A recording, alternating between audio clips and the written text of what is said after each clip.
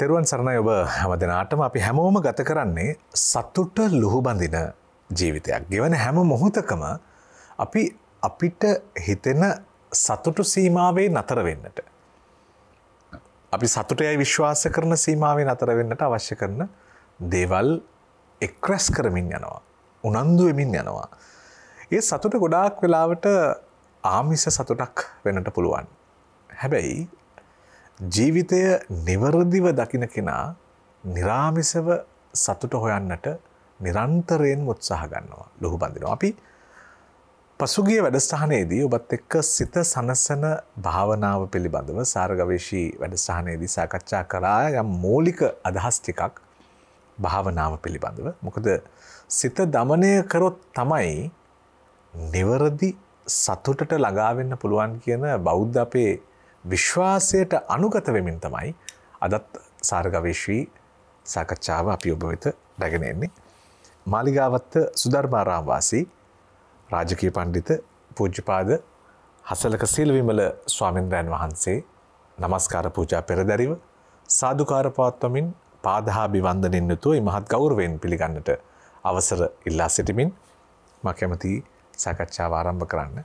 හඳුරන්නේ පසුගිය වැඩසටහනේදී අපි සාකච්ඡා කරා භාවනාව පිළිබඳව මූලික අදහසක් අරගෙන භාවනාවේ මූලික හැඩයන් පිළිබඳව සාකච්ඡා කළා. අපි අවසන් හරියේදී මට මතකයි අපි කොහොමද පරිසරය හදාගන්නේ භාවනා කරන කෙනෙක්.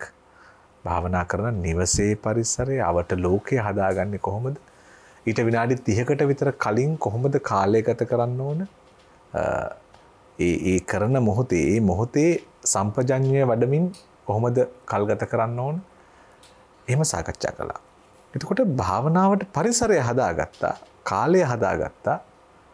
භාවනාවට සුදුසු කෙනෙක් බවට පත් වෙන්නේ කොහොමද කියන තැනින් අපි සාකච්ඡාව ආරම්භ කරනවා. තෙරුවන් සරණයි ඔබ හැම දිනාටමත්, වජිර මහත්තයා ඔබතුමාටත්. අදත් ඔබ ඊටාම ශ්‍රද්ධාවෙන් මේ විමසන කාරණේ ඊටාම වැදගත් දෙයක්. භාවනාවට මේක දීර්ඝ සාකච්ඡාවකට යන්න පුළුවන් මාතෘකාවක්. භාවනාව සම්බන්ධව අපි මතක් කරපු කාරණාත් එක්කම දැන් ඔබතුමා පැහැදිලි කරන කාරණේට අනුව දැන් අපි මූලික දේවල් ටික කතා කළාට තවත් දැනගත යුතු බොහෝ දේවල් තියෙනවා.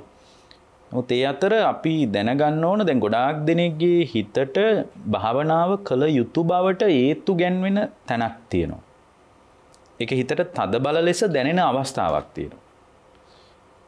මිනිස්සු හිතනවා භාවනාව තුළින් Tamanගේ ආධ්‍යාත්මයට විශාල යහපතක් වෙයි කියලා. නමුත් ඒ බඳු අත්දැකීම් සමහර අයට නැහැ. මම දැකලා තිනවා අවුරුදු 20ක් විතර භාවනා කරන අය. නමුත් ඒ අයට හොඳට චිත්ත සමාධිය හිම තියෙනවා. නමුත් භාවනාව එක තැනක ඒ අය හිර වෙනවා. එතනින් එහාට යන වැඩපිළිවෙල ගැන උන්ට අදහසක් නැහැ. ඉතින් මේ අතර දැන් භාවනාව ගැන කතා කරද්දී වජිර මහත්තයා මුලින්ම භාවනා කර්මස්ථානයක් කියලා කියන්නේ ගැඹුරට යන හරියට කිමිදුම් කට්ටලයක් වගේ. ඒතර අපි කිමිදුම් කට්ටලයක් පාවිච්චි කරනවා මුහුදු පතුලට යන්න. අපි ගියවර වැඩසටහනේදී කතා කළා භාවනා කරන කෙනාට මේ කය ගැනයි හිත ගැනයි නුවණක් තියෙන්න ඕනි කියලා. මේ හිතේ තියෙනවා විඥානීය සහ උපවිඥානීය කියලා කොටස් දෙකක්. බටහිර මනෝවිද්‍යාවත් කතා කරනවා. තව විදියකින් කිව්වොත් උඩුසිත සහ යටිසිත කියලා නේ. අපි තොරතුරු විශ්ලේෂණය කරන්නේ, තොරතුරු විමසන්නේ උඩුහිතත් එක්ක. මොකද උඩුහිත තමයි නිතර හෙට මෙහෙට දුවන්නේ. උඩුහිතත් එක්ක භාවනා කරන්න බෑ වජිර මහත්තයා. උඩුහිත මේ අතීත සංකාර වලට යනවා, අනාගත සංකාර වලට යනවා. ඊට පස්සේ අතීත රූපේ මෙහෙමයි කියලා කල්පනා කරනවා, අනාගත රූපේ මෙබඳු වේවා කියලා ප්‍රාර්ථනා කරනවා. අතීත හැඟීම් ගැන කල්පනා කරනවා, අනාගත හැඟීම් මෙහෙම වෙනවා නම් හොඳයි කියලා හිතනවා. මේ විදිහට මේ උඩුහිත හැම වෙලාවකම මොහොතක් පාසාම දුවනවා. එහෙමනම් අපි දන්නවා දැන් උඩුහිතේ භාවනා කරන්න බෑ කියලා. දැන් අපි මේ දැන් ගොඩාක් භාවනාවට පිවිසිච්ච කෙනා දැන් භාවනා කරන්නේ උඩුහිතත් එක්ක. එයා ඉන්නේ උඩුසිතේ. ඒතර උඩුසිතේ භාවනා කරන්න සුදුසු පරිසරයක් නැහෙනේ. දැන් මේ උඩුසිතේ අපිට භාවනාවට පරිසරයක් නැති නිසා අපි කොහොම හරි උපවිඥාණයට බහින්න ඕන. උපවිඥානයේ එක එක පැත්තට හිත දුවන්නේ. අර අතීත සංකාර අනාගත සංකාරවල නෑ. උපවිඥානය තමයි වර්තමානයේ සිහිය පවත්වන්නේ. අපි උපවිඥාණයට යනවා. අපි හැමෝම උපවිඥාණයට යනවා.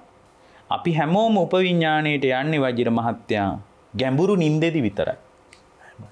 ගැඹුරු නින්දෙදි උපවිඥාණයට ගියාට පස්සේ තමයි හීන පේන්නේ. හීන පේන අවස්ථාව තියෙන්නේ උපවිඥාණේ. අපි නොහිතන ප්‍රාර්ථනා නොකරන කිසිම දෙයක් දන්නේ නැති හීන වේනවනේ ඊට ගම. ඒ පේන්නේ උපවිඥාණයට හිත ගියාට පස්සේ. හිත උපවිඥාණයට ගියාම ගියපු බව දැනගන්න පුළුවන් එයාට හීන පේනවා. විද්‍යාත්මක ලෝකයේ කතාව මන් දන්නේ නැහැ. නමුත් මේ බුදුරජාණන්සේගේ ධර්මයේ ඇසුරෙන් මම කියන්නේ. ඒතර උපවිඥාණයට නම් අපි හැමෝම යනවා. හැබැයි අපි හැමෝම පියවි සිහියෙන් යන්නේ නැහැ. දැන් මේ උත්සාහ කරන්නේ පියව සිහියෙන්ම උපවිඥාණයට යන්නයි. විඥාණයෙන් උඩුසිතෙන් යටිසිතට යන්න ඕන. මොකද උඩුසිතේ දැන් අපි තහවුරු කරගෙන තියෙනවා. දැන් හැම භාවනාවට ලෑස්ති වෙන කෙනෙක්ම දන්නවා උඩුසිතේ භාවනාවට නුසුදුසුයි. පරිසරයක් නැහැ. එහෙට දුවනවා මෙහෙට දුවනවා ඔක කරන්න බෑ. එහෙමනම් අපි පරිස්සමින් යටිහිතට යන්න ඕන. එතකොට යටිහිතට යනවා නම් යටිහිතට යන්න පාවිච්චි කරන කිමිදුම් කට්ටලේ තමයි භාවනා කර්මස්ථානය. එහෙමයි. ක්‍රමානුකූලව යටිහිතට යන්නයි හදන්නේ. එතකොට දැන් මේ දැන් ලංකාවේ ක්‍රමයක් තියෙනවා ඔය උඩුසිතේ ඉන්නවා. දැන් මේ කතාව දන්නේ නැණි. හිත විසිරෙනවා ආයෙත් හිත එතනට ගේනවා එහෙම ඉන්නවා. නමුත් එයා ඊට පස්සේ පොඩි චිත්ත සමාධියකුත් තියෙනවා. ඊට පස්සේ යා සමාඩට යා කියනවා මම පැයක් භාවනා කරනවා. මම පැය දෙකක් භාවනා එහෙම කියනවා. දැන් ක්‍රමානුකූලව වජිර මහත්තයා දැන් මෙයා යටිසිතට යන්න ඕන. දැන් යටිසිතට යනවා නම් දැන් ගැඹුරු මුහුදට යන්න කිමිදුම් කට්ටලයක් ඕනනේ. නැත්තම් ගැඹුරු මුහුදට යන්න බෑ. ඔය නිකන් උඩට එන්න පුළුවන්. පොඩ්ඩක් යටට ගිහින් ආයෙ උඩට එන හුස්ම ගන්න බැරි වෙනකොට එච්චරයිනේ. ඒකයි මම කිව්වේ මේක කිමිදුම් කට්ටලයක් විදිහට පාවිච්චි කරන යටිහිතට යන්න. යනකොටත් දැනගන්න පුළුවන්. යනකොට යටිසිතට යන බව දැනගන්නත් මම නිමිත්තක් කියන්නම්. හිතපු නැති සද්ද ඇහෙනවා හිටි ගම. අපි සැලසුම් කරලා නැති අපි හිතේවත් නැති රූප පේනවා හිටි ගම. ඒතර එහෙම සද්දයක් රූපයක් දැක්කොත් හිතා ගන්න දැන් මේ උපවිඥාණයට මගේ මාව සම්බන්ධ වෙන්න යන්නේ කියලා. උපවිඥාණයට සම්බන්ධ වෙනකොට නොහිතන විදිහේ අත්දැකීම් වලට මුහුණ දෙනවා. සමහර වෙලාවට එකපාරකින් එළියක් පේනවා. නොහිතන විදිහේ නිකන් මලක් වගේ දෙයක් පේන්න පුළුවන්. කන්දක් වගේ දෙයක් පේන්න පුළුවන්. එහෙමත් නැත්නම් යාට එකපාරම හිතෙන්න පුළුවන් දැන් කවුරු හරි නිකන් කතා කරනවා වගේ කනට කරලා කොඳුරනවා වගේ ඇහෙනවා. මේවටත් රැවටෙනවනේ මිනිස්සු සමහර අය.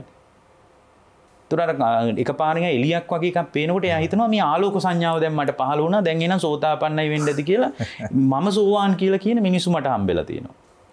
මම එහෙම කියන වෛද්‍යවරුත් මට හම්බෙලා තියෙනවා. මොකද මේ භාවනාව ගැන පුදුම උනන්දුවක් නේ ලංකාවේ මිනිසුන්ට දැන් තියෙන්නේ. ඒතර අර එහෙමනම් අපි පළවෙනි පියවරක් විදියට භාවනාවට දැන් වාඩි වෙන විදිය දන්නවා. කරන්න ඕන දේ දන්නවා. දැන් වාඩි වෙච්ච කෙනා උඩුසිතත් සමග භාවනා කරන්න පරිසරයක් නැති බවක් දැන් දන්නවා.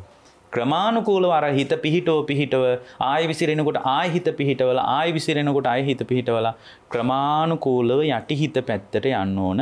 ඒක තමයි භාවනාවේ පදනමට අයිති මූලික කාරණේ. යටිහිතට යනවා කියලා දැනගන්න එක එක ඒවා පෙනෙයි එක එක සදේව ගණන් ගන්න එපා ඉච්චර.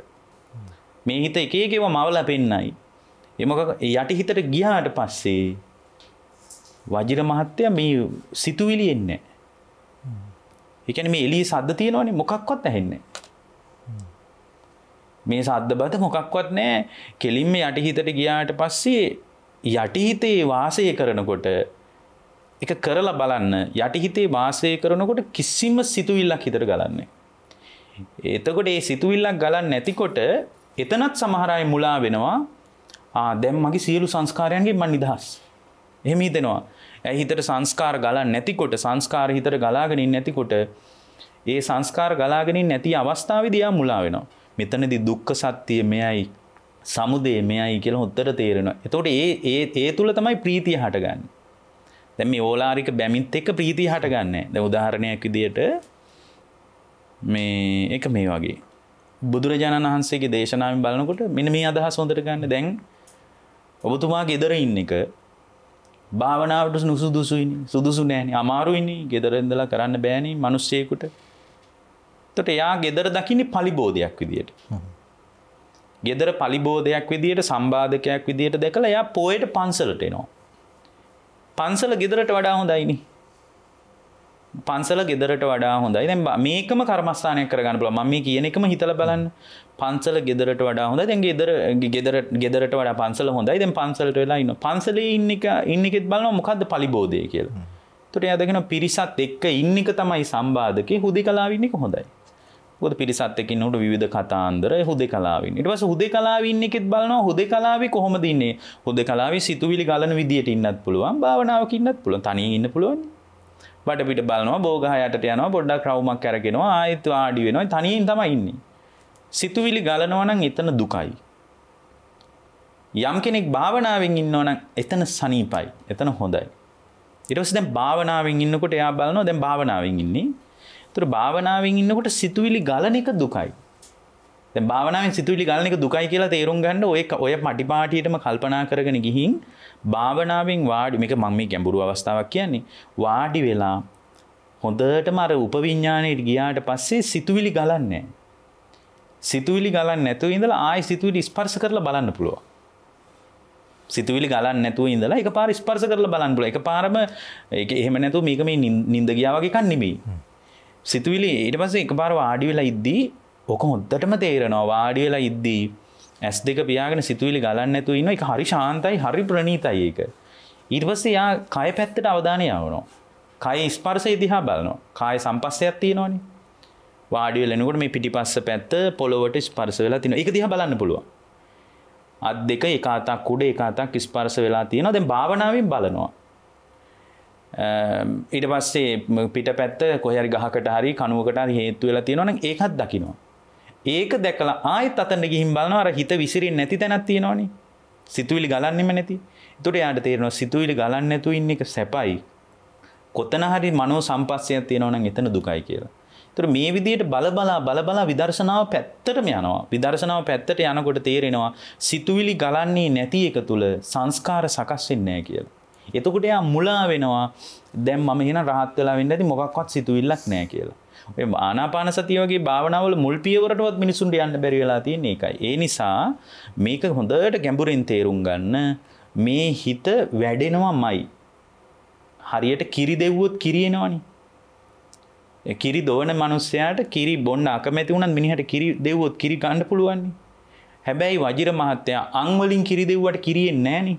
කිරි බොන්න කැමති මිනිහෙකුටවත් කිරි අං වලින් දෙව්වට කිරි එන්නේ නැහනේ. මම කිරි බොන්න කැමති කියලා. ඒ වගේ මේකේ හරියට කළොත් වැඩෙනවමයි. හොරෙකුට හරි කමන්නේ මේක වඩන්න පුළුවන්. හැබැයි සීලය අවශ්‍යයි. එක හාඳුරු කෙනෙක් හිටියා. ඒ හාඳුරුවන්ට මේ ඒ හාඳුරුව හොරෙක්. මේ ගුරු හාමුදුරුවෝ ඒ කාලේ හොරෙක්. මේ ගුරු හාඳුරුව හැමදාම ලොකු තඹ හැලියකට වැඳලා නිදා ගන්නවා. ඉතින් මේ ගෝලේ වුණ හරි ප්‍රශ්නයක් මේ අපේ හාඳුරුවන්ගේ ඔළුව අවුල් වෙලක් දැන මේ තඹ හැලියකට වඳිනවා හැමදාම. හාඳුරුව ලෙඩ වුණා. අපවත් වෙන්න කිට්ටුයි. ඇහුවා ආයුෂ්මතුනි මොනවා හරි ප්‍රශ්න තියෙනවා නම් මගෙන් අහන්න කියලා. ඒතර එක හාඳුරු කෙනෙක් නැගිටලා කිව්වා අපිට ප්‍රශ්න නැහැ. අර ඔබ වහන්සේ මොකටද අර තඹ හැලියකට හැමදාම වැඳලා හාඳුරුවනේ නිදාගත්තේ? ඒතර කියනවා ඒ කාලේ මම හොරෙක් ඔය තඹ හැලියට ආසාවෙන් මම මේ පන්සලට ආවේ කියනවා. මම මෙතනින් යනකොට ඒක ටික වටිනා එකක් වෙන්නේ. ඉතින් රජවරු එහෙම දුන්නානේ සමහර ඒවා පන්සල් වලට වටිනා දේවල්. ලොකු තඹ හැලියක් ඒකට ආසාවෙන් මම මෙතනින් යනකොට හිතුණා කියනවා මේක උස්සගෙන ගියා නම් මට ජීවත් වෙන්න ඇති සෑහෙන කාලයකට කණ්ඩායමත් එක්කම තනියෙන් ඇවිල්ලා උස්සන්න ඕනේ. එතකොට ඔක්කොම මට ආයිති කියලා හිතිලා දවසක් ආවා කියනවා රැයටත් හාඳුරුලා හැරලා කියනවා. රැයටත් භාවනා කරනවා. හොඳම දේ තමයි එමීට ඔය ඉතින් අමාරු නෑනේ. ඉතින් කොණ්ඩේ කපා ගත්තා සිවුරක් පරෝගෙන එනවා. ඇවිල්ලා ඉන්නවා කියලා මම මේ නිකම් මෙතනට ඇවිල්ලා දැන් ඔළුවේ වැඩ කරන්නේ අරක හොරකම් කරන යන්නේ. ඉතින් එහාට මෙහාට ඇවිද ඉන්න ඕන ටිකක් වෙලා ගිහින් වටපිට බලනවා. එතකොට හාඳුරු කෙනෙක් සක්මන් කරනවා. ඒ කියන්නේ සමහර ආරාම තියෙනවා ඒවා නොනිදන ආරාම. මිනිස්සු හිතන්නේ හාමුදුරු වළඳලා නිදා ගන්නවා කියලා. සමහර තැන් එහෙම නෑ. ඊට පස්සේ මෙයා එනම් කමන්නේ තව පැයකින් විතර බලනවා කියලා ආයෙ දෙකට විතර බලනකොට ආයෙත් සක්මන් කරනවා වෙන හාමුදුරු කෙනෙක්. දැන් මේක හරි ප්‍රශ්නයන්නේ. අන්තිමට මේ වැඩිහිටි හාමුදුරු කෙනෙක් අහලා තිනවා මේ පොඩි නම මම දැක්ක දැන් ගොඩක් වෙලාවක් ඔයා මේ මෙහෙට ඇවිදිනවා. ඇයි කියලා අහලා තිනවා. එතකොට කියලා තිනවා නෑ මම හිටියා සක්මන පුහුණු මොනවද කරන්න භාවනා කියලා. දැන් මෙයා භාවනාවක් කරන්නේ නෑනේ. එතකොට කියලා තිනවා මා භාවනාවක් නෑ හාමුදුරනේ ඔය පොඩ්ඩක් සිහිය පවත් එහෙම බෑ කියනවා. මං කියලා දෙන්නම් කියලා සක්මන තුල සිහිය පවත්වන විදිය කියලා දුන්නා කියනවා.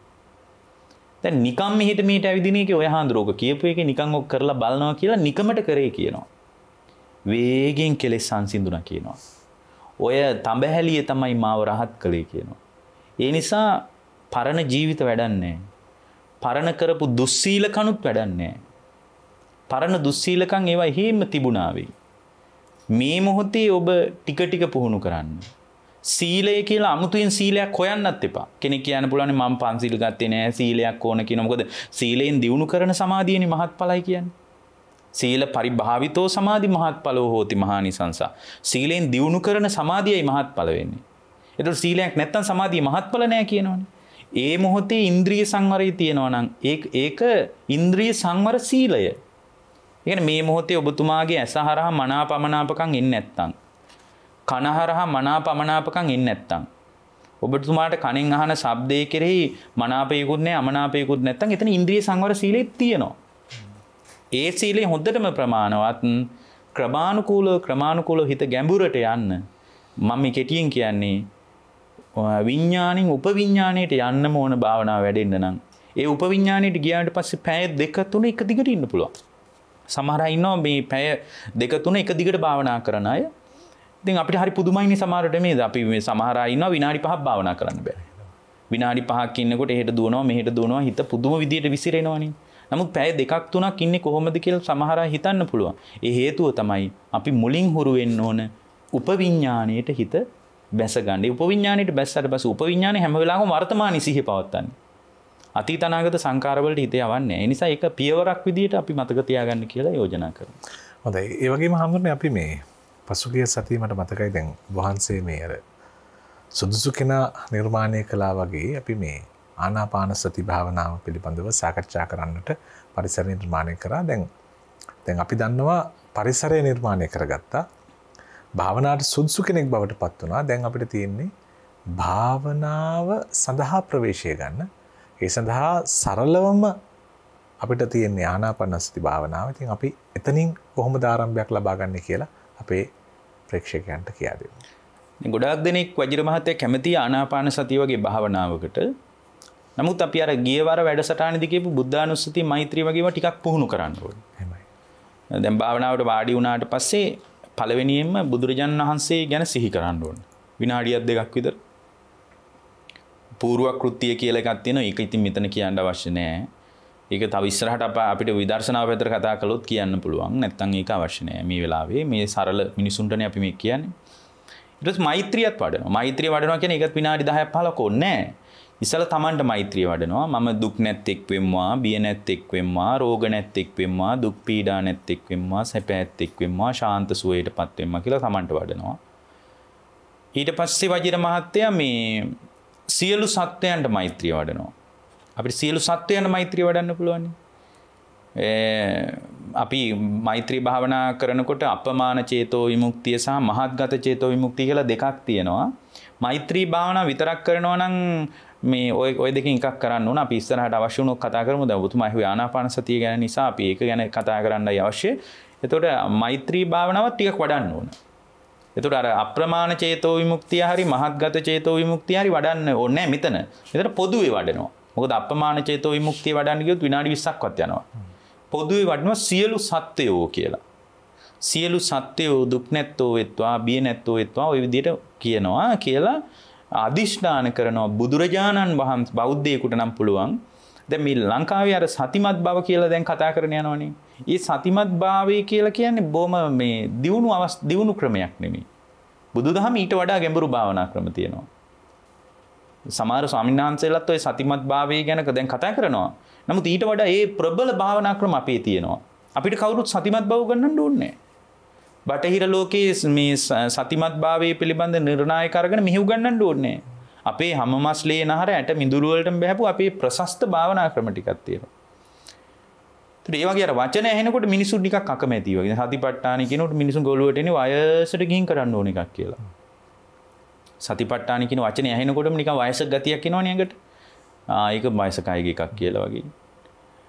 නමුත් ඒ කාලේ මිනිස්සුන්ට මේවා ගැන හැඟීමක් තිබ්බා. ඒකනේ මැරිච්ච මිනිස්සුන්ගේ ගෙවල් වල සතිපට්ඨාන සූත්‍රය දාලා තිබ්බේ.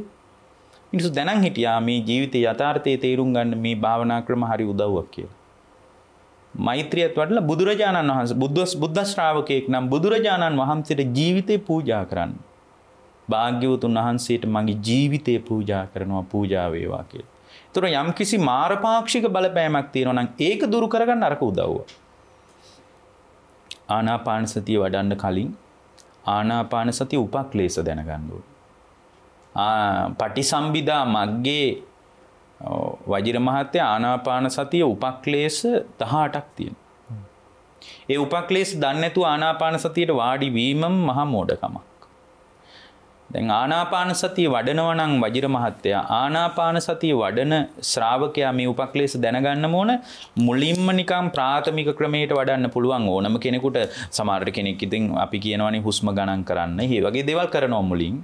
දැන් මුලින්ම අපි ඒකත් කියලා ඉමුකෝ. මුලින්ම මේ ආනාපාන සතිය වගේ භාවනාවක් කරන්න ඕන නම් ඔබට පුළුවන් හුස්ම දිහා බලාගෙන ඉන්නවා නිදහසේ.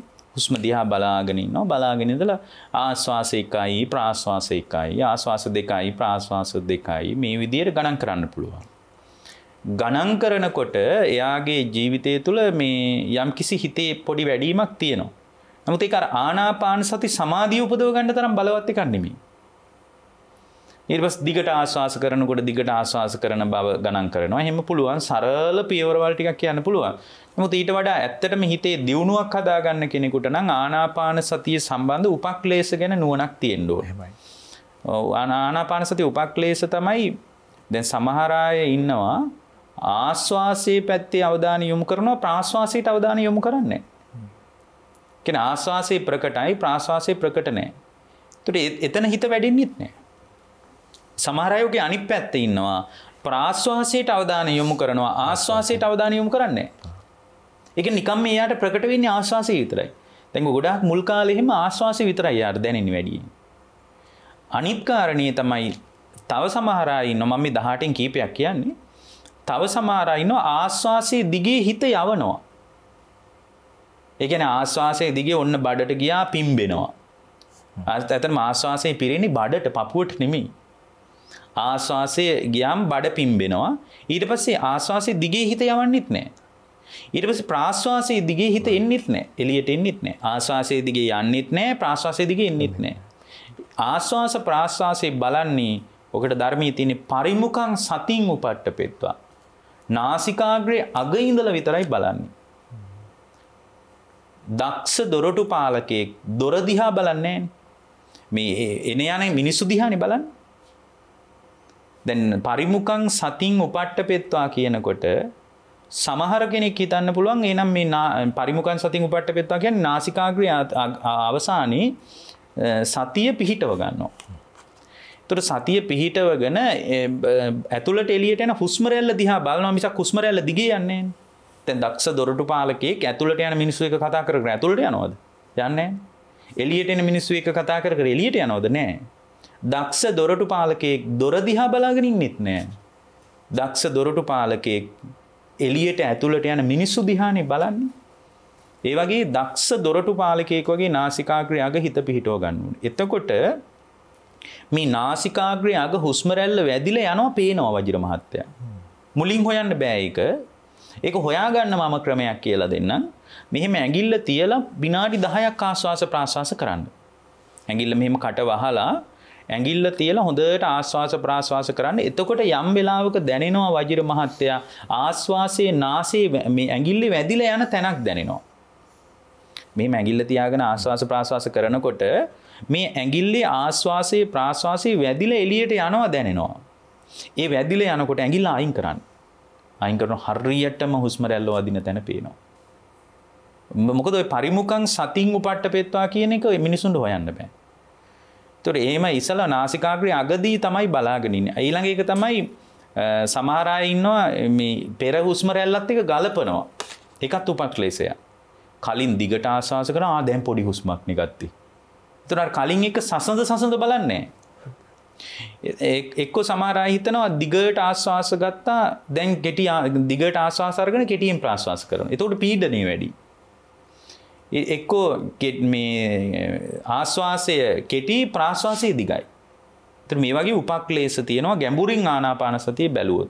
හොඳම දේ තමයි ආනාපාන සතිය වඩනවා නම් නාසිකාග්‍රයේ අග හුස්ම රැල්ල වැදෙන තැන නම් හොයා ගන්න බෝන වජිර මහත්තයා. මුලින් හොයන්න බෑ ඒක. ඒක එක දිගට සතියක් විතර කරනකොට හොඳට ආශ්වාසය වැදිලා යන තැන තේරෙනවා. ඒක හොඳට ප්‍රකට කරගන්න තමයි මම කිව්වේ ඇඟිල්ල තියලා කරන්න කියලා. ඒතර මෙහෙම කරනකොට වජිර ඔන්න දැන් භාවනාවට ලෑස්ති වාඩි වෙලා ඉන්නේ. අනිත් එක තමයි ආනාපාන සතිය වගේ භාවනාවක් කරනවා නම් වජිර මහත්තයා කොන්ද කෙලින් තියෙන්න ඕන. වෙන භාවනාවලට එහෙම ඉරියව්වක් නැහැ. කොන්ද කෙලින් තියෙන්න ඕන මේ මොකද එහෙම නැත්තම් එහෙම ආශ්වාස ප්‍රාශ්වාසය හරියට අල්ලන්න බෑ. ඒ නිසා ශරීරයේ ඍජුව තියා ගන්න ඕන. ඍජුව තියාගෙන ආශ්වාස ප්‍රාශ්වාසයේ දිහා බලන්න ඕන. ඒතර ආශ්වාස ප්‍රාශ්වාසයේ දිහා බලාගෙන යනකොට ඔන්න දැන් භාවනාවට ලෑස්ති. ලෑස්ති වෙච්ච ශ්‍රාවකයා ආශ්වාසය හොඳට දකිනවා. ප්‍රාශ්වාසය හොඳට දකිනවා.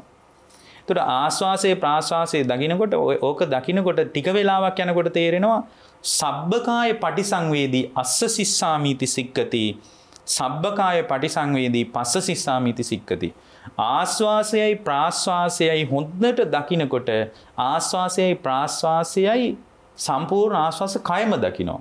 ඒ කියන්නේ සබ්බකාය පටිසංවේදී ආශ්වාස ප්‍රාශ්වාස කයම දකිනවා කියන්නේ වජිර මහත්තයා මේ ආශ්වාස ප්‍රාශ්වාස කයම අපිට පේන්නේ නැහැ. දැන් අපිට ආශ්වාස ගන්නකොට නිකන් මේ වෙලාවේ වුණත් අපි ආශ්වාස ප්‍රාශ්වාස ගන්නවනේ. නමුත් අපිට ඒක ප්‍රකට නැහැනේ. නමුත් ආශ්වාස ප්‍රාශ්වාස ගන්නකොට යම් වෙලාවක ආශ්වාස ප්‍රාශ්වාස කයම පේනවා. කය කියලා මෙතන කියන්නේ මේ අපේ කය කියන එක නෙමෙයි. සම්පූර්ණ ආශ්වාසයේ මුල ඉඳලා සම්පූර්ණ අගටම පේනවා. එච්චරට මේක ප්‍රකට වෙනවා.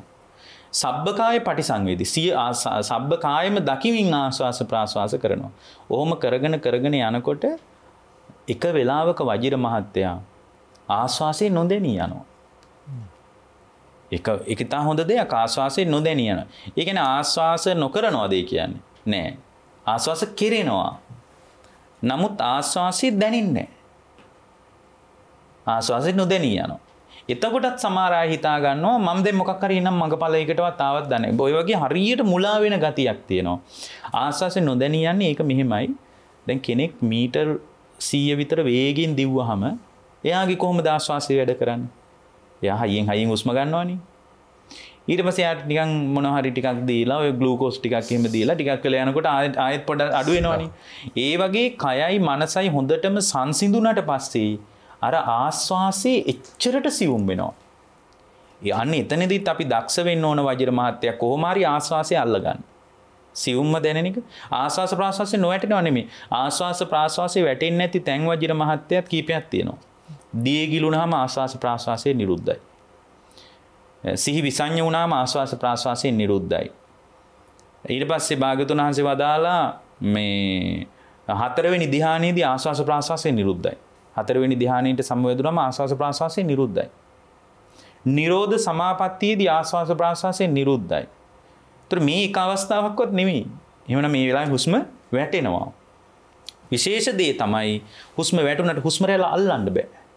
එච්චරට සියුම්. හොඳටම කයයි මනසයි සංසිඳිලානේ තියෙන්නේ. කය වෙහෙසෙන්න තමයි ආශ්වාස ප්‍රාශ්වාසී උද්වේගකාරී වෙන්නේ. දැන් මෙතන හොඳටම සංසිඳිලා තියෙන්නේ. එතනත් ඒ සියුම් ආශ්වාස රැල්ල අල්ලන්න ඕනේ. මෙන්න මේ විදියට කරගෙන යනකොට වජිර මහත්තයා මේ මම පිළිවෙලටම නෙමෙයි මේ කියන්නේ. හැබැයි මේක තමයි සාමාන්‍ය දල වශයෙන් කියන්න පුළුවන් පිළිවෙල. මේ විදියට කරගෙන යනකොට මේ සම්පූර්ණයෙන්ම කයයි මනසයි සංසිඳිලා යනවා. කයයි මනසයි සංසිඳිලා යනකොට කයයි මනසයි සංසිඳීම නිසා එයාගේ හිතේ පුදුම විදියට ප්‍රීතියක් හට ගන්නවා. අර අපි කියපු ප්‍රීතිය. ඒකට කියන්නේ පීති පටිසංවේදී අස්ස සිස්සාමීති සික. දැන් මේ මොකක්වත් කරපු නැති මිනිසෙකුට මේක මහා විකාර කතාවක් වගේ වෙන්න පුළුවන්.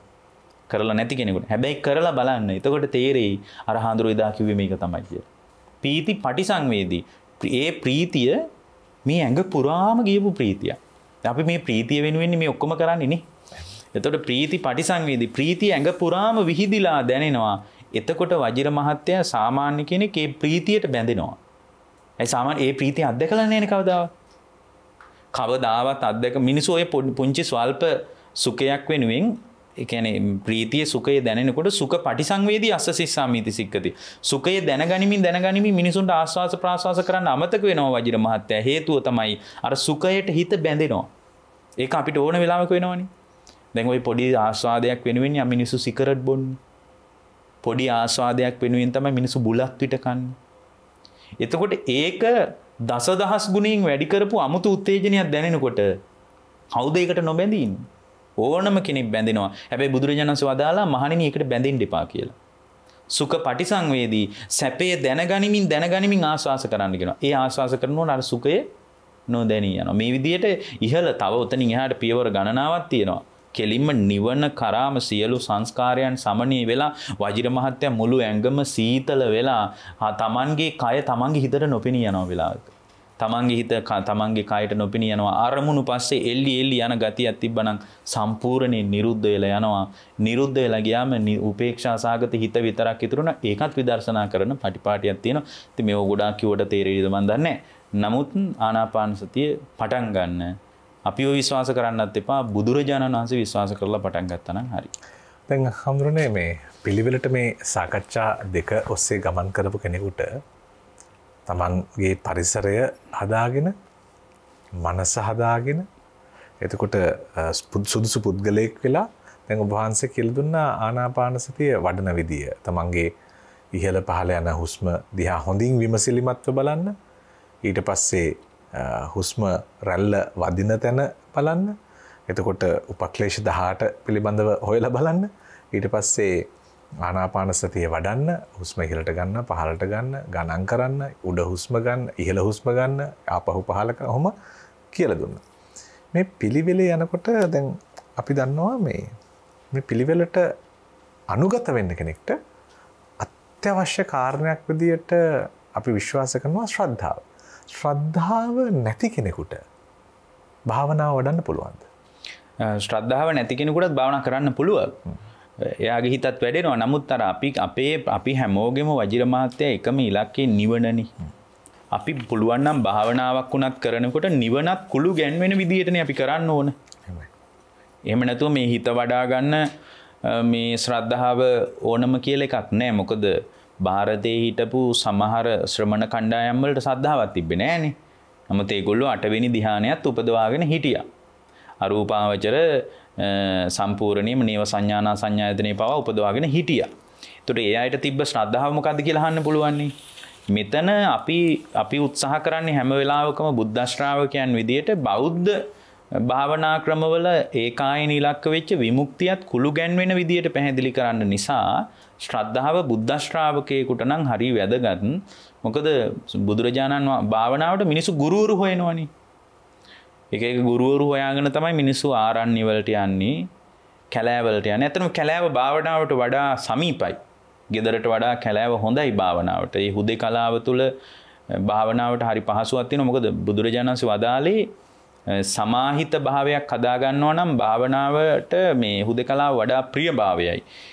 ඒ නිසා හුදේකලාව හොඳයි. හැබැයි ගුරුවරු හොයාගෙන එක තැන් වලට යන්න ඕනේ නැහැ. මම කියන්නේ හොඳම ගුරුවරයා බුදුරජාණන් වහන්සේ කරගන්න.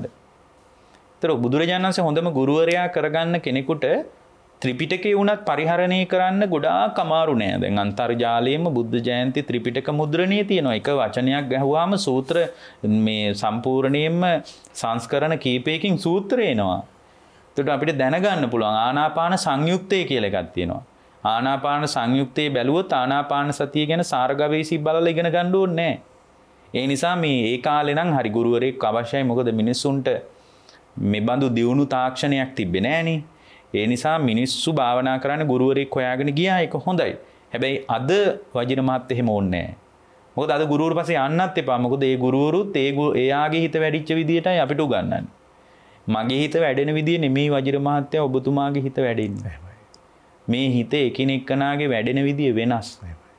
ස්වර්ණාකාර කියලා භික්ෂුවක් හිටියා. ඒ භික්ෂුවට සාරිපුත්ත හාමුදුරුවෝ භාවනා කමටහන් දුන්නේ.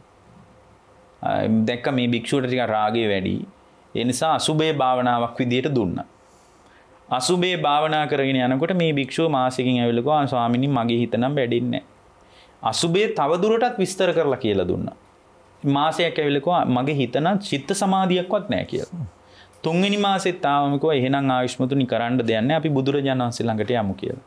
බුදුරජාණන් වහන්සේ ළඟට ගියාම බුදුරජාණන් වහන්සේ සාරිපුත්ත හාරුන්ට මද හිනාවක් පාලා කියනවා සාරිපුත්ත මාස 3ක් කරන්න බැරි වෙච්ච දේ මං අද වරුවෙන් කරන විදිය බලන්න කියනවා. මාස 3ක් තමුන්ට බැරි වුණානේ. ඔය භික්ෂුව අද වරුවෙන් රහත් වෙනවා කියනවා. බුදුරජාණන් වහන්සේ මලක් දීලා කිව්වා දැන් සාරිපුත්ත හාරු දුන්නේ අසුබේ වඩන්න කියලා. මලක් දීලා කිව්වා මේ මල පරවෙන විදිහ ගැන ලස්සන කර්මස්ථානයක් දීලා තියෙනවා. ඒ මල පරවෙන විදිය බලලා ඒ භික්ෂුව තමන්ගේ අර අපි කිව්වේ මේ සුතමේ ඥානය කියලා දැන් අහගත්තා යා මලේ කතාව. එයා චින්තාමේ ඥානය මල තමන්ට ගලපන්න පටන් ගත්තා. ඒක ගලපමින් භාවනාමේ ඥාන වඩන්න පටන් ගත්තා. සම්පූර්ණ කෙලෙසුන්ගේ නිදහස් වුණා. බුදුරජාණන් වහන්සේ කියන දේශනා කරනවා ඔය භික්ෂුව මීට ජීවිත 500ක්ම පෙර රත්තරන් බඩු විකුණපු මිනිහෙක් කියනවා. ඒ භික්ෂුවට අසුබේ දීලා වැඩක් නැහැ සාරිපුත්ත කියනවා. ඒතකොට ඒ කෙනා මේ අපේ හිත වජිර මහත්තයා සංසාරෙට හුරු වෙච්ච හිතක් නේ. මේ හිත නිවන පැත්තට හරවනවා කියන එක ලේසි නෑ. මේක අමාරු වැඩක්. ඒතකොට මේ අමාරු වැඩේ එකම ක්‍රමයක් නෙමෙයි මේකට තියෙන්නේ. එක එක ක්‍රම තියෙනවා. ඒ ක්‍රම පුහුණු කරලා අපි බලන්න ඕන. අනිත් එක තමයි මේ භාවනා කරනකොට මූලික පොදුවේ කතා කළොත් එහෙම භාවනාවේ තියෙනවා වජිර මහත්තයා අභිජප්පා කියලා කොටසක්. අභිජප්පා කියලා කියන්නේ භාවනා කරන අයටත් එක එක ආසා තියෙනවා. ඒතර මේ අභිජප්පාව අර භික්ෂුවගේ භාවනාව යට කරනවා. ගිහියාගේ භාවනාව යට කරනවා. ඔය සමහර හාමුදුරුවෝ ඉන්නවා භාවනා කරන්න එනවා. ඊට පස්සේ භාවනා කරන්න දැන් ආවේ අවංකව භාවනා කරන සමහර දුර ඉඳලා සම්බන්ධ වෙන අය ඉන්නවා එක එක මධ්‍යස්ථාන වලට. ඇවිල්ලා ඒ හාමුදුරුවන්ට එකපාරින් ටිකක් භාවනා කරන සතියක් විතර යනකොට හිතෙනවා මිනිස්සු වෙනවා දකින්නවා.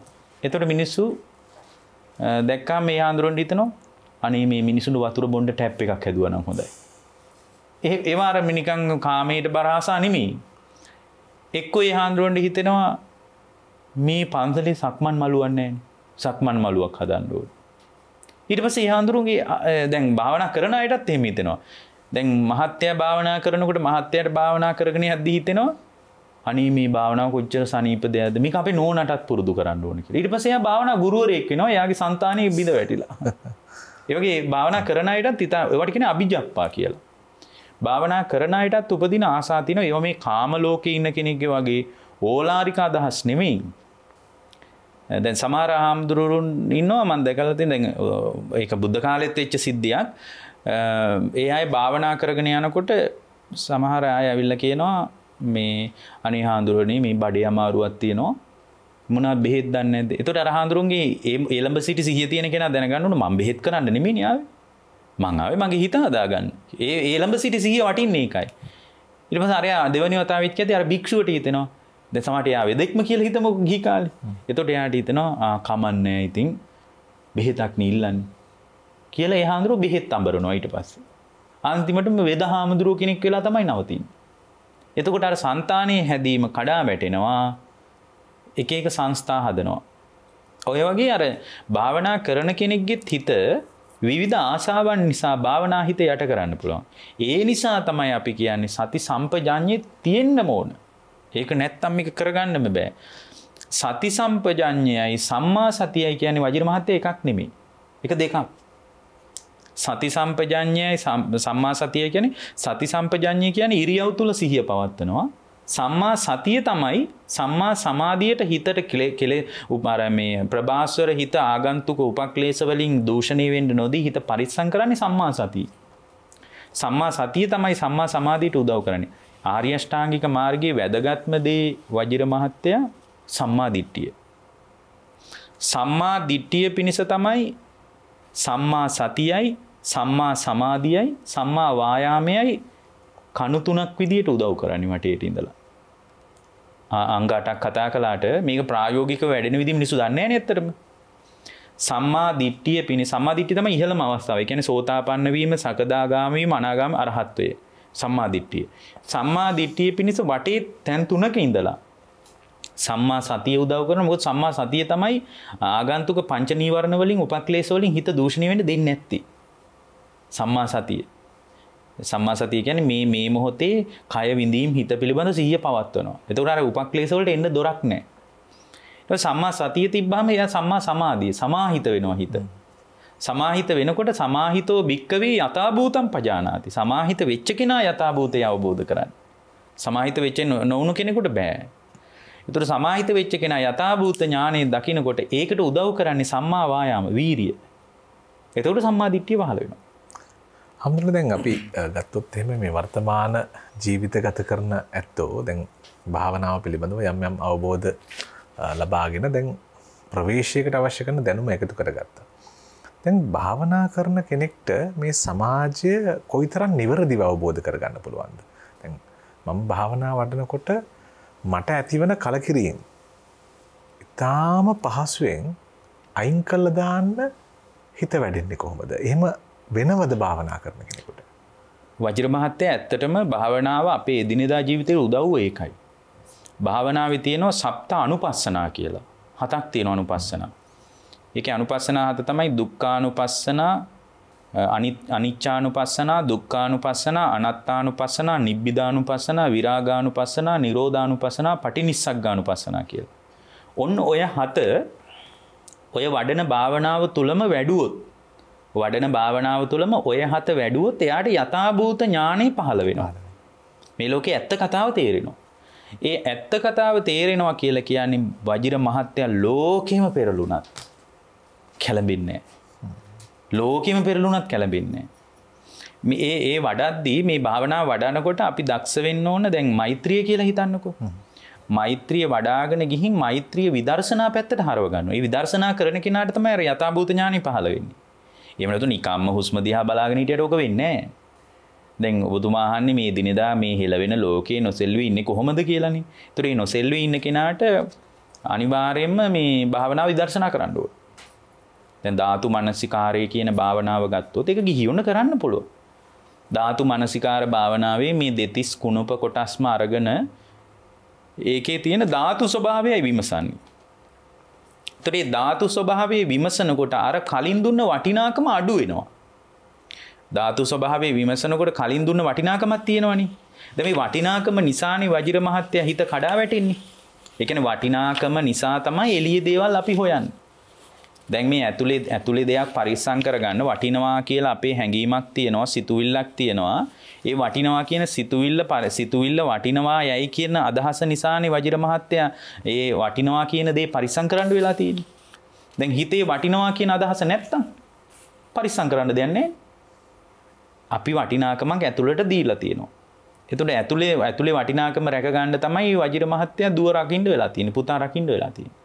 ගෙදර රකින්න වෙලා තියෙන්නේ හිතෙන් අපි වටිනාකමක් ඇත්තටම මේක හැඟීමක්. එතකොට මේ වටිනවා යයි හැඟීම නිසා කියන්නේ මේකට තව විදිහකින් කිව්වොත් මේ හිතේ සුඛාස්වාදයේ තියෙන නිසා ඒ සුඛාස්වාදයේ ගෙනත් දුන්න දරුවා නඩත්තු කරන්න වෙලා තියෙනවා.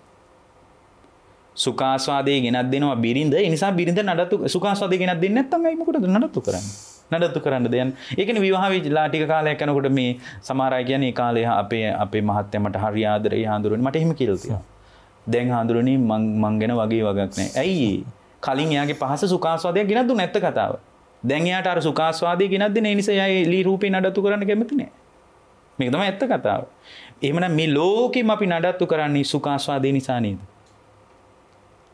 මේක මේ වගේ දැන් හිතන්න හිරගෙදරක් තියෙනවා කියලා.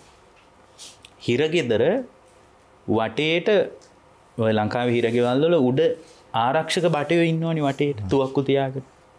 ඒගොල්ලෝ හිරගේ ඇතුළද බලාගෙන ඉන්නේ එළියද? එළිය බලාගෙන ඉන්නේ.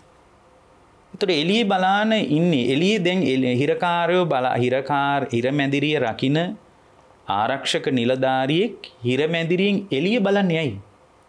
එළියේ දෙයක් රකින්නද? ඇතුලේ දෙයක් රකින්න. දැන් ඇතුලේ දෙයක් රකින්න වජිර මහත්තයා දැන් වෙලා තියෙන්නේ මොකද්ද? එළිය බලාගෙන ඉන්නේ. ඒ වගේ මේ ඇතුලේ තියෙන සුඛාස්වාදයේ පරිස්සම් කරගන්න මිනිස්සු එළිය ඇහෙන් දකින්න රූප නඩත්තු කරනවා. මොකද එයා බයයි. ඇත්තටම දරුවා කෙරෙහි නෙමෙයි තණ්හාව. තමන්ගේ සුඛාස්වාද, තමන්ගේම හිත තමන්ගේම හිතෙන් අල්ලගෙන තියෙන්නේ. ඕක ගැඹුරින් තේරෙනවා. ගැඹුරින් තේරුණාට පස්සේ සුඛාස්වාදයේ වටිනාකම අඩුවෙන් දුන්නාට පස්සේ යුතුයකම් වගකීම් ටික කරනවා. ඒව මග හරින්නේ නැහැ. නමුත් ඕන වෙලාව ලෝකෙම පෙරළුණත් මං එහෙම ආයේ දැකලා තියෙනවා ඒ බඳු චින්තනයක් අපි හුරු කරලා තියෙනවා. ඒ නිසා අපි දන්නවා සුඛාස්වාදයට වටිනාකමක් දෙන්නේ නැති වුණාට පස්සේ සුඛාස්වාදයේ ගෙනත් දෙන රූප මොකටද නඩත්තු කරන්නේ? එතකොට මේක යථාර්ථය දැනගත්තට පස්සේ යුතුයකම් වගකීම් ටික කරනවා. හැබැයි දරුවා මලා කියලා පණිවිඩයක් ආවොත් කෝල් එකක් ආවොත් හරි මං හවස එන්නම් කියලා කියන්න පුළුවන් මට්ටමට හිත හැදෙනවා. ඒ කියන්නේ යුතුයකම් වගකීම් ටික පැහැර හරි එහෙනම් අපෝ භාවනා කරන්න දෙන්න හොඳ නෑ අපේ මහත්තයාට අපිවත් එහෙම එකක් නෑ. එහෙම කරනවා නම් ඒ භාවනාව යා අනාගන. ඒක ලෝකේ යථාර්ථය නෙමෙයි. යුතුයකම් වගකීම් ටික මග හරිනවා නෙමෙයි. ඕනම දෙයකට හිත පුහුණු කරන එකයි භාවනාවෙන් කෙරෙන්නේ. ඒතර භාවනාවෙන් පුහුණු කරනකොට අර අනුපස්සන හත වඩන්න ඕන. දැන් ධාතු මනසිකාරය කරන කියන මේක ඉතින් සාගරයක් වගේ එකක් ඉතින්. එහෙමයි. ධාතු මනසිකාරය වගේ භාවනාවක් කරනකොට මේක ධාතු වශයෙන් කල්පනා කරනවා. දැන් මේ තමන්ගේම කය ධාතු ගොඩවල් හතරකට බෙදනවා. ධාතු හතර කියන්නේ පඨවි ධාතු, ආපෝ ධාතු, තේජෝ ධාතු, ආයෝ ධාතුනේ. මේ ධාතු හතරට කය බෙදනවා. බෙදලා දැන් අපේ ඔළුවේ තියෙනවනේ ගැහණියෙක් කියනකොට රාගය එනවා පිරිමියෙකුට. පිරිමියෙක් කියනකොට ගැහණු කෙනාට රාගය එනවා. අර ධාතු වශයෙන් ඔය හතර දකින්න පුළුවන් වුණොත් ධාතු හතරක් විදිහට දකින්න පුළුවන් වුණොත් කොයි කැලලටද වජිර මහත්තයා ගෑණිය කියලා කියන්නේ? පිරිමියා කියලා මොන කොටසද අල්ලන්න පුළුවන්? සංයෝගයක් මුල් කරගෙන ඝන සංඥාව නිසා මිනිස්සු අහුවෙලා යනවා. මේක භාවනාවෙන් දකින්නකොට ඉර පායලා තියෙන වෙලාවක යම් දෙයක් දැනගන්නේ යම්සේද පැහැදිලි ලෙස පිරිසිදු ලෙස යථාර්ථයේ පේනකොට එයාට මේ අමුතුවෙන් රාගය උපදින එකයි මම ඉස්සලා අර පෙර දේශනාවකදී මුලින් අපි මේ සාකච්ඡාවේ පරණ සාකච්ඡාවේදී කිව්වේ රාගේ හිටින්නේ නැහැ හිතේ කියලා. රාගේ හිටින්නේ නොවටිනාකමක් දුන්න. මේක බෙද බෙදා බලනවා ධාතු වශයෙන්. බෙද බෙද බලද්දී දැන් ඔබතුමා අඳින ෂර්ට් එකකට ඔබතුමාට වටිනාකමක් තියෙන්න පුළුවන්. එතකොට ඇත්තටම කමිසයකට වටිනාකමක් දෙනවා. එතකොට වටිනාකමක් නැහැ කියලා කිව්වොත් ඒ මනුස්සයා ඇඟට ගොඩ වෙන්නත් පුළුවන්. ඇයි වටින්නේ නැත්තේ? රුපියල් 8000ක් විතර දීලා. මේක ගත්තේ ඔබ වහන්සේ විකාර කතා කරන්න එපා කියලා. හරි කමන්නේ 8000ක් දීලා ගත්තා කියමුකෝ. 10000ක් දීලා ගත්තා. ඇත්තටම ওই කමිසේ පරණ කතාව මොකද්ද? පරණ රෙද්දක්. ඔන්න බෙද බෙද බලනවා. පරණ රෙද්දක් නේ ওই කමිසයක් කියලා අපි ඇල්ලුවේ. රෙද්දේ පරණ කතාව මොකද්ද? රෙදි කැහැලේ පරණ කතාව. නූල් ටිකක්. නූල් ටිකේ පරණ කතාව මොකද්ද? කෙඳි ටිකක්. කෙඳිවල පරණ කතාව මොකද්ද? කෙඳි පටපණුවේ. අපි අපේ දේශනාවල උදාහරණي කියලා තියෙනවා. පටපණුවාගේ පරණ කතාව මොකද්ද? ඔය පටරෙදි පටපණුවාගෙන් හැදුවා කියන කතාව තියෙනවනේ. එතකොට පටපණුවාගේ පරණ කතාව තමයි පටපණුවා ආහාරයට ගත්ත කොළ ටිකක්. දැන් ওই ෂර්ට් එකේ කතාව කොළ ටිකකින් හමාර වෙන විදිහ මහා අමුතු කතාවක් නෙමෙයිගේ තියෙන්නේ. ওই විදිහට ධාතු වශයෙන් බෙදලා ලෝකේ පරමාර්ථය දැක්කම මේ සම්මුතියේදීනේ අපි මේ අම්මා තාත්තා දුව පුතා ඔක්කොම කතා කරන්නේ. මොකද පරමාර්ථයේ විදිහට අධ්‍යාත්මික වශයෙන් Tamanගේ ස්කන්ධ ලෝකේ විදර්ශනා කරනවා. මේකේ තියෙන පඨවි ධාතු, ආපෝ ධාතු, තේජෝ ධාතු, ආයෝ ධාතු කියලා. ඒ කියන්නේ මේ ටික බෙදුවන් පස්සේ ධාතුවක් විදිහට මානසිකාරය කරන ඕක තියෙන්නේ අකායනුපස්සනාවේ ධාතු මානසිකාරේ. ඒක කරාට පස්සේ එයාට තේරෙනවා මේ දැන් මම මේ අල්ලගෙන හිටියට මෙතන මේ ධාතු කොටස් ටිකක් තියෙන්නේ කියලා හොඳට තේරෙනවා. ගන්න කෑමේ පවා ඔක ඔය භාවනාවක් තියෙනවා ආහාරේ පටික්කුල සංඥා කියලා. ආහාරය පිළිබඳ මානසිකාරය කරද්දී මේ කඩල ඇටයක් අරගෙන මානසිකාරය කළොත් ධාතු හතරක් තියෙන්නේ කියලා කඩල ඇටයකට දෙන වටිනාකම අඩු වෙලා යනවා. කඩල ඇටේ අල්ලුවාම ඝන බවක් තියෙනවනේ. ඒක තමයි පඨවි ධාතුව. මේ පඨවි ධාතුව පොඩි කරාම පිටි වෙනවනේ. එතකොට මේ පඨවි ධාතුව තෙත ගතියක් තියෙනවනේ. ඒ තමයි ආපෝ ධාතුව. ඊට පස්සේ මේ කඩල ඇටේ උණුසුමක් තියෙනවනේ. ඒක තමයි තේජෝ ධාතුව. මේ කඩල ඇටේ පිම්බිලා තියෙන වායෝ ධාතුව නිසා. මේ ශරීරයේත් කඩල ඇටේ කතාවමයි තියෙන්නේ. පඨවි කොටස් ටිකක් ආපෝ කොටස් ටිකකින් තෙත් කරලා ලේ වලින් සෙම වලින් හොටු වලින් මල මූත්‍රා වලින් දහඩිය වලින් කඳුළු වලින් තෙත් කරලා තේජෝ කොටස් වලින් උණුසුම් කරලා තේජෝ කොටස් කීපයක් තියෙනවා. තේජෝ කොටස් වලින් උණුසුම් කරලා වායෝ කොටස් වලින් පුම්බලා තියෙන්නේ. ඕක තමයි සීල විමල හාමුදුරුවෝ කියන ස්වરૂපය. ඕක තමයි ඔබතුමාගේ ස්වરૂපය. ඔය ස්වરૂපයේ දකින්න පුළුවන් ඕක අධ්‍යාත්මික වශයෙන් මට බලන්න ඕන පළවෙනි එක. ඒතකොට මම පිළිබඳ සත්ව පුද්ගලභාවය අඩු වෙනවා. අර සත්වයක් පුද්ගලයෙක් කියන හැඟීම අඩු වෙනවා. ඒක එළියටත් බලන්න ඕන. බහිද්ධාවා කායේ කායන එළියටත් බලනවා. ඔහොම බැලුවාට පස්සේ ලෝකේම පෙරළුණත් හිත හෙල්ලෙන්නේ නැතුව ඉන්න හිත හැදෙනවා. දැන් මෛත්‍රී භාවනාවක විදර්ශනාව පැත්තට ගත්තට පස්සේ මෛත්‍රී භාවනාව කොටස් ධාතු 6කට බෙදලා බලනවා. සත්වයානේ. සත්වයා කියන්නේ ධාතු 4ක් නෙමෙයි 6ක් තියෙනවා. පඨවි ආපෝ තේජෝ ආකාශ විඥාන කියලා. ඒතර මේ ටික බෙදුවට පස්සේ 6කට බෙදුවට පස්සේ මේ 6 තමයි ඔබතුමා තුලත් මා තුලත් ක්‍රියාත්මක වෙන්නේ. බෙදා බලනකොට අර මුලින් දුන්න වටිනාකම අඩු වෙනවා. ඒ නිසා ඒ වගේ මේ ගැඹුරට විදර්ශනා කරනකොට අනිත්‍ය වශයෙන් බලනවා. ඒකට කියන්නේ අනිච්චානුපස්සනාව. මෙහෙම බැලුවා කියලා ජීවිතේ එපා වෙන්නේ නැහැ. මිනිස්සු හිතාගෙන ඉන්නවා අපේ ගිහි ජීවිතේ එපා වෙයි. අපිට මහාන වෙන්න හිතේ. එහෙම එකක් නැහැ. ලෝකේ යථාර්ථයත් එක්ක නොසෙල්වී ඉන්න පුළුවන්. දුක්ඛානුපස්සනාව දුක පිළිබඳ අනුපස්සනා කරනවා. ඊට පස්සේ අනාත්මානුපස්සනාව. මේකේ සත්වයේක් පුද්ගලයෙක් නැහැ. හුදු සංකාර ටිකක් ඇති වෙලා නැති වෙලා යනවා විතරයි කියලා දකිනවා. ඊට පස්සේ එතනින් එහාට ගියාට පස්සේ අනිච්චානුපස්සනාව දුක්ඛානුපස්සනාව අනාත්මය දකින්නකොට ඇත්තටම වජිර මහත්තයා මේ අනාත්මය දකින්නකොට සෝතාපන්න වෙනවා. අනාත්මය දැක්කොත් සක්කාය දිට්ඨිය කැඩලා යනවා. එයා සෝතාපන්නයි. සත්වයේක් පුද්ගලයෙක් නැහැ. හුදු සංකාර ටිකක් ඇති වෙලා නැති වෙලා යනවා. මේකේ කොහෙද සත්වයේ පුද්ගලයෙක් බෙදලා බැලුවට පස්සේ කොයි කෑල්ලටද මම කියන්න පුළුවන්? කොයි කෑල්ලටද මම මගේ කියන්න පුළුවන්? මේ සංයෝග වීමක් තියෙන්නේ. සියලු සංස්කාරයන්ගේ සංයෝග වීමට මම සත්වයෙක් කියලා හිතනවා කියලා මේකේ යථාර්ථය දැනගෙන විෂයාකාරයක සක්කාය දිට්ඨිය සම්පූර්ණයෙන් ගැලවිලා යනවා. අපි ඉස්සරහදී සක්කාය දිට්ඨිය අවශ්‍ය නම් කතා කරගමු ওই සාකච්ඡාවකදී. එතකොට මේ ඊට පස්සේ ඊළඟට මේ නිබ්බිදානුපස්සන. නිබ්බිදානුපස්සනා කියන්නේ කලකිරිය යුතු දෙයක් විදියට දකිනවා. කලකිරිය යුතු දෙයක් විදියට බිරිඳ දකින්නේ ස්වාමියා දකින්නේ ඒ විදියට නෙමෙයි. අපි කලකිරුණා කියලා කියන්නේ මේ ඔක්කොම දාලා යන මට්ටමනේ. කොතනකවත් ඇලිය යුතු දෙයක් නෙමෙයි කියලා දකිනවා. ඊට පස්සේ විරාගානුපස්සනා. සම්පූර්ණයෙන් රාගය අතහැරලා බලනවා. රාගය අතහැරලා බලනවා. මේකේ රාගය කියන්නේ කැමැත්තටනේ. විරාගය කියන්නේ නොඇලෙනවා කියන එකනේ. නොඇලිය යුතු දෙයක් කොතනකවත් ඇලිය යුතු දෙයක් නෙමෙයි කියලා දකිනවා. ඊට පස්සේ අතහරිමින් දකිනවා. ඒකට කියන්නේ පටිනිස්සග්ගානුපස්සන. ඔය සප්ත අනුපස්සනාව. අනිච්චානුපස්සනා, දුක්ඛානුපස්සනා, අනාත්මානුපස්සනා මේ විදිහට අපි කතා කරගෙන යන නිබ්බිදානුපස්සනා, විරාගානුපස්සනා, පටිනිස්සග්ගානුපස්සනා කියන හත වැඩුණොත් ඒ වැඩිච්ච තැනක අර ඔබතුමා කියපු යථාර්ථය මේ ලෝකයේ ඕනම චලනයක් ඉදිරියේ නොසෙල් වෙන හිතක් හදාගෙන ඉන්න පුළුවන්. එහෙමනම් ඒකට අත්‍යවශ්‍ය දෙයක් තමයි භාවනාව ASCII ස්ථීරව විදර්ශනාව පැත්තට හැම බුද්ධ ශ්‍රාවකෙක්ම බර වෙන්න ඕනේ. මේ විදර්ශනාව ලෝකේ කිසිම ආගමක කිසිම ඉගැන්වීමක නැහැ. හේතුඵල සහිතව දැන් අපි කියනවානේ මේක කලකිරෙන්න අනිත්‍යයි කියලා කියනවානේ. ඒකට අපිට තේරෙන්නේ නැහැ. බණ අහනකොට සාදු කියලා යනවා. එතනින් පස්සේ යාට එයාගේ ජීවිතේ නැහැනේ. ඇයි? වැඩිමක් නැහැ මේ මිනිස්යාගේ ජීවිතය තුල. වඩනකොට තේරෙනවා මේක තමයි ලෝකේ පරම සත්‍ය කියලා. ඒ පරම සත්‍ය තේරුම් ගත්තාම හෙලවීමක් නැතුව ඉන්න පුළුවන්.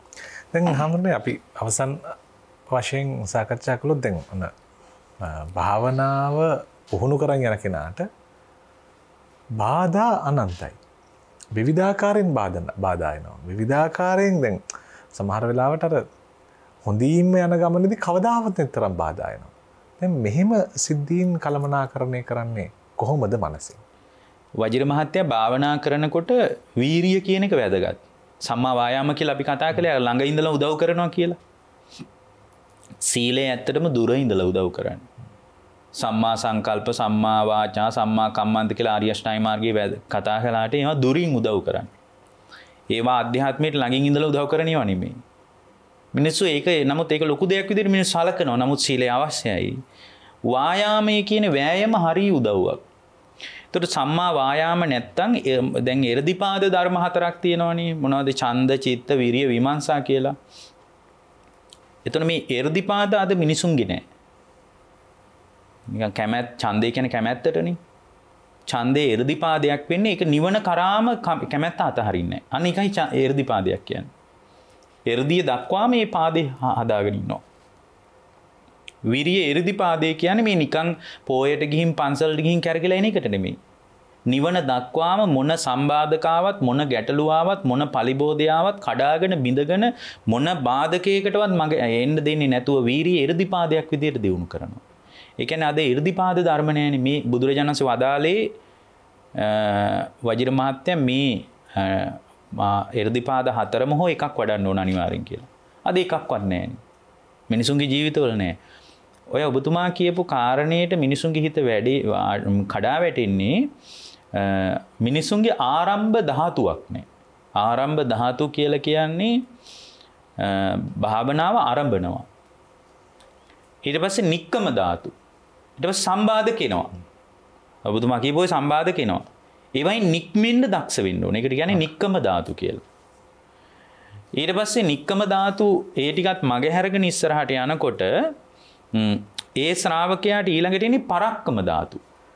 ඊට පස්සේ ලොකු බාධක එන්නේ. ඒ ලොකු බාධක මැඩගෙන ඉස්සරහට යන්න පුළුවන් වෙන්න ඕනේ. එතකොට මේ භාවනා කරන කෙනෙකුට මේ ධාතු තුන ඊටාම වැදගත්. ආරම්භ ධාතු, නික්කම ධාතු, පරක්කම ධාතු.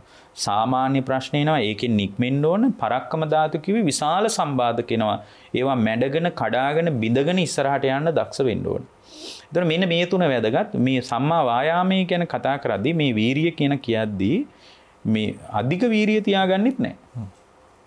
දැන් අධික වීරිය තිබ්බහම හිත කලබලයිනේ. භාවනාවට එනකොට අධික වීරිය තියාගන්නත් එපා. අති ලීන වීරිය. වීරිය ලිහිල් කරලා දාන්නෙත් නැහැ. වීරිය ලිහිල් කරාට පස්සේ නානත්ත් සංඥාව තුළ හිත පිහිටනවා. එක සංඥාවල ටිකක් භාවනාව වැඩුණාම වෙන සංඥාවලත් හොඳට හිත පිහිටව ගන්න පුළුවන්. ටිකක් භාවනා කරාම හොඳට රාගයට බර චිත්‍ර අඳින්න පුළුවන් ඕන නම්. හරිම සංයමයකින් රාගය කියන්නේ භාවනාව ටිකක් වැඩුණාම ඔය යෝග භාවනාවල එහෙම එක තියෙනවා ප්‍රධාන දෙයක්. ඒක කරාට පස්සේ වෙන වැඩක් හොඳට කරන්න පුළුවන්. එතකොට මේ ඒවට කියන්නේ නානත්ත් සංඥාවෙත් හොඳට හිත පිහිටනවා. ඒක තාපස මේ දෙන්නෙක් භාවනා කරාලු ගඟක් අයිනේ. භාවනා කරාට පස්සේ භාවනාවේ නිකන් ඇහැරලා බලද්දී ගෑනු කෙනෙක් දැක්කලු. ඒ ගෑනු කෙනා වතුර පුරවනවලු කලයකට රෙදි කෑල්ලක් දාලා. ඒතර අරයාගේ හිතේ එකපාර ඇඳුනලු පාලියෙන් එකට කියන්නේ ගට පටන් කියලා. කලයක් උඩ රෙද්දක් කියලා. ඊට පස්සේ ඕකලු භාවනාව යාගේ. ඉතුරු කෙනා දැක්කලු කොකෙක් වහලා එහෙට මෙහෙට කැරකෙනවා වතුර ගඟක් අයිනේනේ. එයාට මතක් වුණාලු මේ ජලයේ මත කොකෙක් කියලා, උදක බකන් කියලා. එතකොට එයාගේ ඔළුවේ ඒකලු නානත්ත් සංඥා විදිහට ඊට පස්සේ එක සංඥාවලත් හිත පිහිටනවා. ඒ නිසා වීරිය ලිහිල් කරන්නෙම නෑ. ඒකට කියන්නේ අති ලීන වීරිය කියලා. අති ලීන වීරිය තියාගන්නේ නෑ, අධික වීරිය තියාගන්නේ නෑ. මොකද අධික වීරිය තිබ්බොත් හිත කැළඹෙනවා. වීරිය අඩු වුණොත් එහෙම හිත තීන මිද්දේ පැත්තට බර වෙනවා. ඒ නිසා මධ්‍යස්ථ වීරියක් තියාගන්න. මධ්‍යස්ථ වීරියක් තියාගත්තම මධ්‍යස්ථ වීරිය තුළ භාවනා කරන කෙනෙකුට කවදාවත් නැති සම්බාධක එනවා. ඒක හොඳටම තේරෙනවා. හොඳට භාවනා කරගෙන යනකොට මාරපාක්ෂික බලපෑම් උනත් වැඩි. දැන් මාර්යා කියලා කෙනෙක් නෑ ඉන්නවා නම් කොහෙද ඉන්නේ ඔහම කිව්වට භාවනා කරන යනකොට ඒක හොඳට තේරෙනවා. දැන් සමහර අය මට හම්බෙලා තියෙනවා භාවනා කරගෙන යනකොට ඒ අය මට කියලා තියෙනවා මේ මෑත කාලේ මට කිව්වා ස්වාමීන් වහන්සේ එයා තාම දක්ෂ භාවනා කරන කෙනෙක්. එයා අපෙන් භාවනාව පිළිබඳ අහන කෙනෙක්, භාවනාව ගැන දන්න කෙනෙක්, අවුරුදු ගාණක් භාවනා කරපු කෙනෙක්, විශ්වවිද්‍යාලයක වැඩ කරපු ගුරුවරියක් ඇය.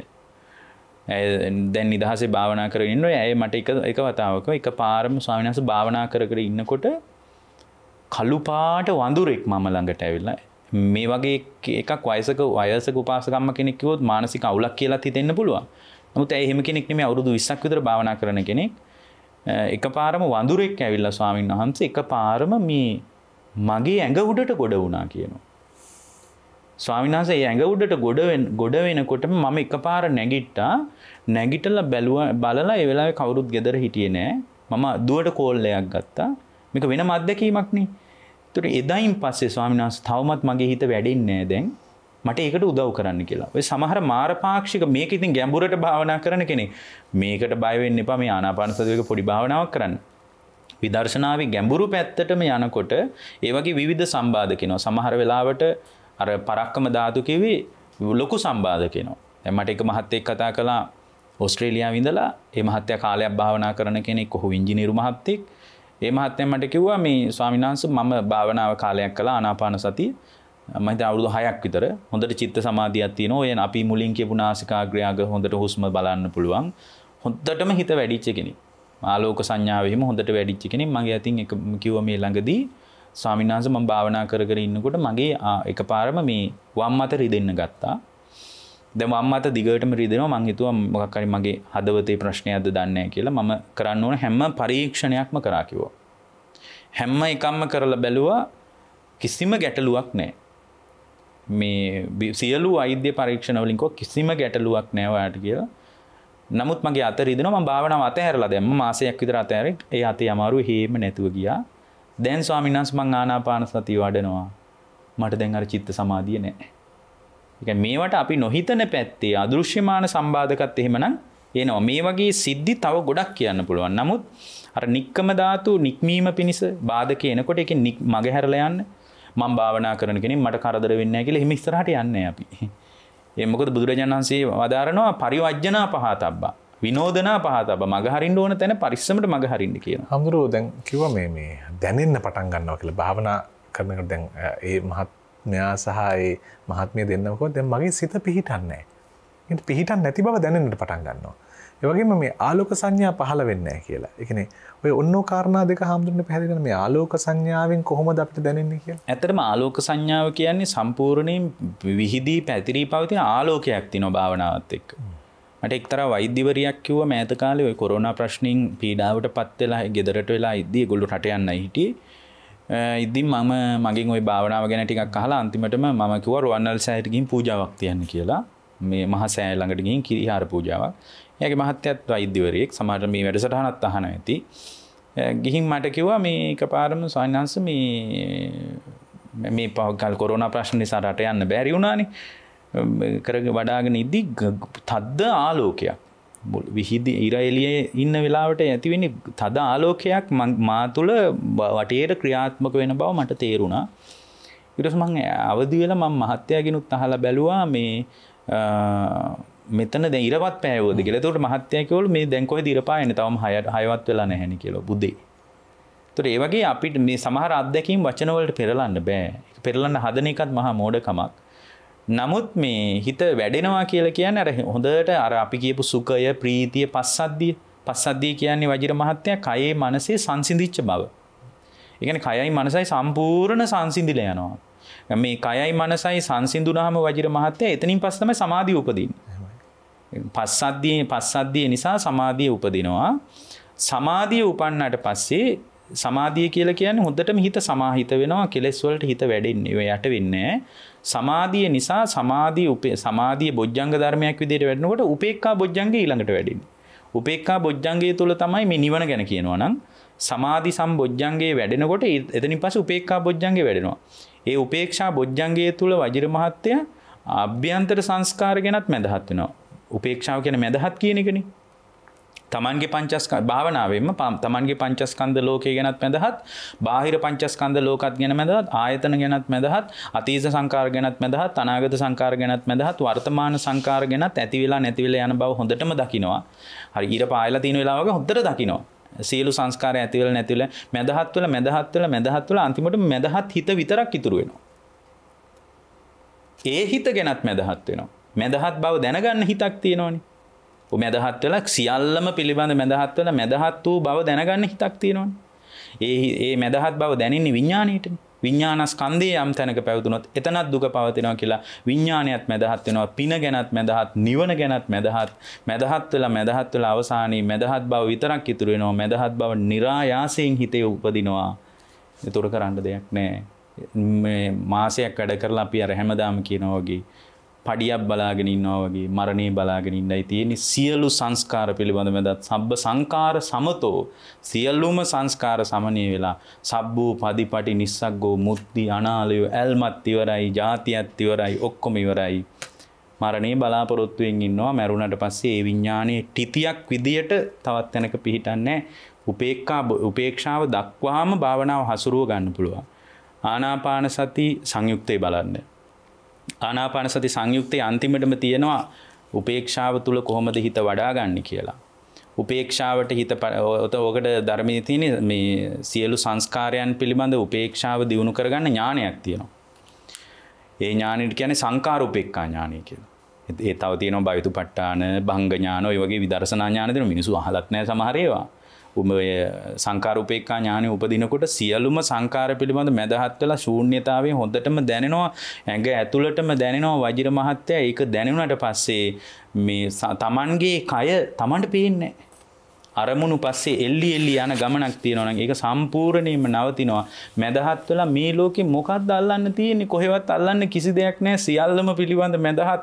ඉතින් ඒ උන්වහන්සේ අපවත් වුණාම ආයෙ උපදින්නේ මෙහි ආදාහන ඕනත් නැහැ. ආදාහන කිසිවක් අවශ්‍යත් නැහැ. මොකුත් ඕනේ නැහැ. පාංශකූල ඕනත් නැහැ. කෙලෙස් යුද්ධය හමාරයි. ආචාර වෙඩිමුර ඕනත් නැහැ.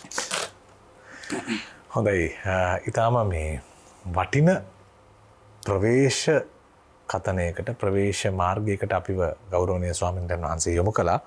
අතරම මේ සාකච්ඡා දෙක පසුගිය සාකච්ඡාව සහ මේ සාකච්ඡාව දෙක භාවනාවට අවශ්‍ය කරන මූලික පදනම පිළිබඳව අපි සාකච්ඡා කළේ. ඇත්තටම තව විදර්ශනා භාවනාව පැත්තට එහෙම අපිට පිවිසෙන්නටවත් නොහැකි තරමට අපි මූලික හැඩතලය සම්පූර්ණ කරන්න උත්සාහ කළා. ඉතින් අපිව ඊටාම හොඳ අරමුණකට රැගෙන ඇවිල්ලා අපිට ශ්‍රද්ධාවෙන් උතුම් ගමනක් තියෙනවා, උතුම් මාවතක් තියෙනවා. අපිට එය අවසන් අරමුණ බවට පත් කරගන්න ඕන කියන කාරණාව අවධාරණය කරපු මාලිගාවත්ත සුධර්මාරාම වාසී රාජකීය පඬිත පූජ්‍යපාද හසලක සීලවිමල ස්වාමීන් වහන්සේට ගෞරව නමස්කාර පූජා පෙරදරිව පාදාභිවන්දනයෙන් යුතුව අපේ ගෞරවය නමස්කාරයක් කොට පූජා කරන්නට අවසර ඉල්ලා සිටිමින් අද සාරගවේෂී වැඩසටහන නිමා කරනවා. ඔබට රටට තෙරුවන් සරණයි.